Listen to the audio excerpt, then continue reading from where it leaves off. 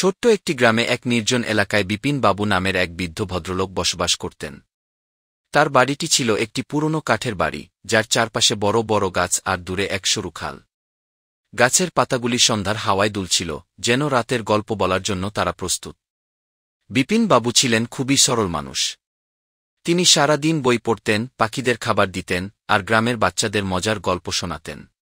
কিন্তু সেদিন সন্ধ্যায় সবকিছুই ছিল অন্যরকম। তার ছোট্ট রান্নাঘরে বসে তিনি চায়ের কাপ হাতে নিয়ে ভাবছিলেন, আজ বৃষ্টি নামতে পারে কি। এমন সময় তিনি এক অদ্ভুত শব্দ শুনলেন। কোন থেকে যেন একটা আলতো কর্কশ শব্দ ভেসে এল। প্রথমে ভেবেছিলেন হয়তো কোনো পুরনো দরজা খুলে গেছে, কিন্তু না, শব্দটা আবার এল। তিনি তাকালেন আর অবাক হয়ে দেখলেন রান্নাঘরের এক কোণে ছোট্ট একটি সাদা ইঁদুর। ইঁদুরটি অদ্ভুত রকমের।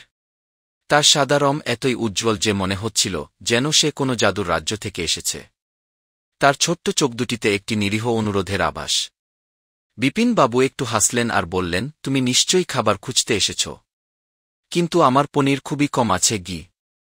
ইঁদুরটি যেন উত্তর দিতে পারে।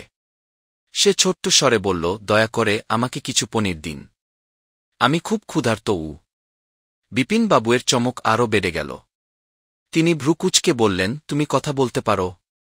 এ তো সত্যি অদ্ভুত। ইঁদুরটি বিনীতভাবে মাথা নেড়ে বলল, আমার গল্প অনেক দীর্ঘ। আমি শুধু এক টুকরো পনির চাই।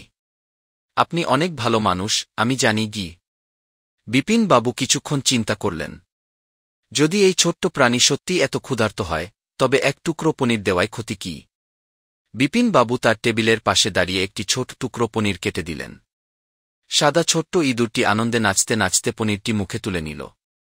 খেতে খেতে সে একবার উঠে দাঁড়াল আর একবার বসে পড়ল।